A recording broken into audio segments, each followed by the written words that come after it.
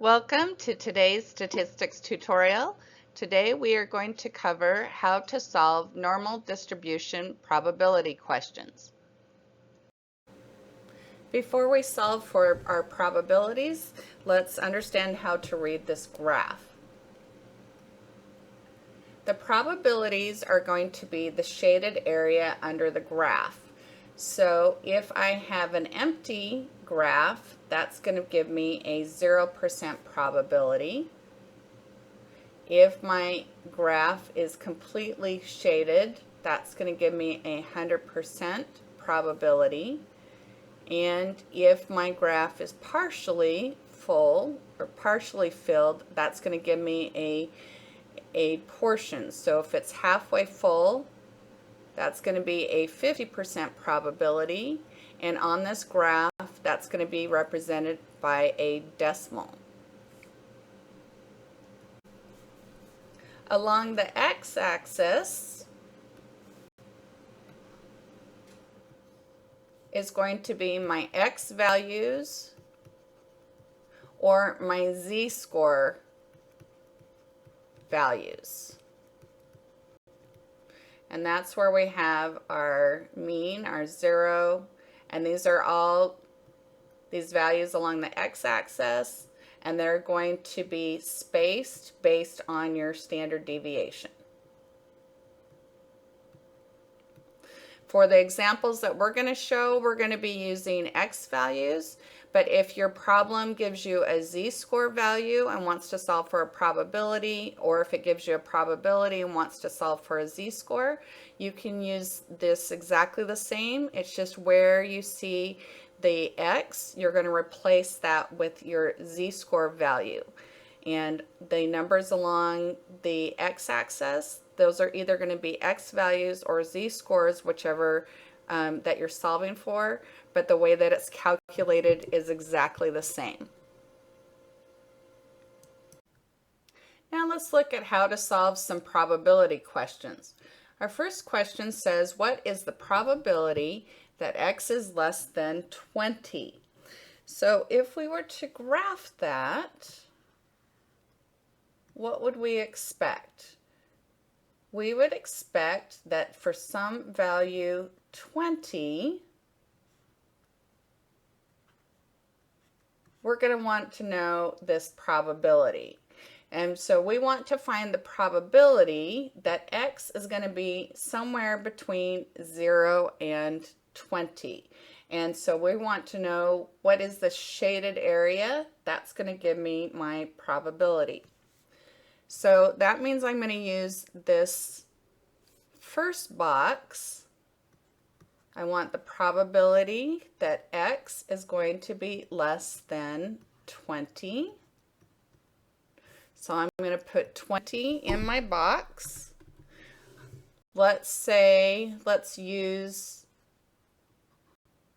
a mean of 24, standard deviation of 6. So I need to go ahead and change those.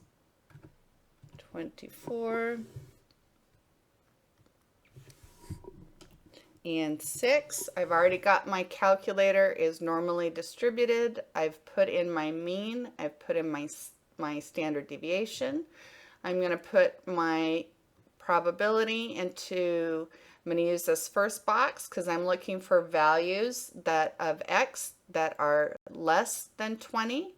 Then I hit the calculate button and it's going to give me the graph. The shaded part is going to show me the percentage, and this in red is going to give me my answer. And it's going to give me my percentage written as a decimal point.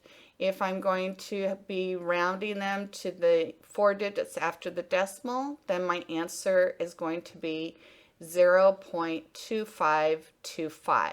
And this is the same as saying that I have a 25.25% probability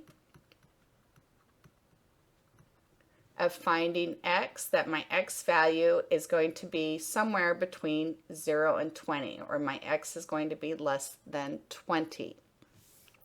You'll notice here on the graph where the purple and the white meet, that's where your 20 value is here on the x-axis, and the shaded part tells me where the probability is that I have solved.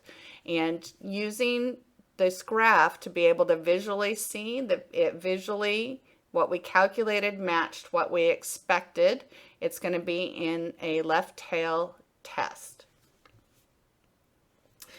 When you have something that is less than, the other types of words you might find are shorter or fewer. So anything in your word problem that tells you that you're looking for something smaller than what the number that they gave you, that tells you that you're going to use this first probability calculation. Our next question says, what is the probability x is greater than 30? So once again, let's draw pictures so that we can look at what are we expecting. We've got some value 30 and we want greater than. So that means we're looking for the numbers 30 and bigger. So we're going to want the shaded area going to the right. So that means we're going to want the values of x that are greater than 30. So I'm going to use this second box, put my 30 in that value. Once again, let's use our example of a mean with 24, standard deviation of 6. I've got it already put in from our last problem, and we've got normal distribution, so all of our values are correct. We're going to hit the calculate button, and we see that it is shaded on the right. Starting at 30 is where our x value is, and then our percentage is the shaded part. So it gave us an answer of 0.15865. Once again, if I'm going to round it to, oops, I did that. I went down instead of up. If I'm going to round it to the nearest 4 digits, that's going to be 0.1587. That's going to be my answer. And that tells me I have a 15.87% probability that my x value with a mean of 24, standard deviation of 6, that my x value will be a number greater 30 or greater. Other words that might also qualify besides greater, it might be the words longer, larger, more. Anything that indicates that we're looking for the value of 30 and greater. Anything bigger, that's going to tell you you're going to use this second probability calculation, and you're going to expect a right-tailed test. Our next problem says, what is the probability x is between 15 and 25? So if I'm going to draw this graph, I'm looking for values between 15 and 25. So I'm wanting to know the area between these two numbers and what is the probability that my x value is I'm going to be able to find an x between these two values. So let's use the mean of 24, standard deviation of 6. We've already got those plugged into our calculator. This time we're looking for a range of values, so we're going to use this third probability calculator. We're going to put in the probability that my x is greater than 15 and less than 25. So it's between these two values. Click on calculate. Oh, and I didn't put any numbers, so it's not going to calculate anything for me. So that's 15 and 25. Click on the calculate. You'll notice we've got a shaded portion with, this is a two-tailed test. The middle portion is going to give me my percentage. It's giving me an answer of 0.49937 rounded to 4 digits is going to give me a 4. So this is going to be my answer.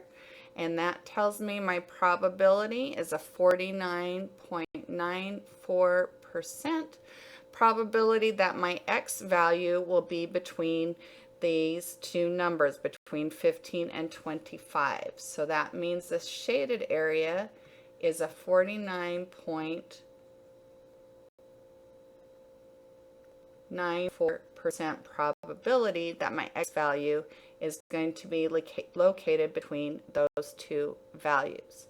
So anytime they give you a range, or looking for a probability between a range of two numbers, then you're going to use this third probability calculation.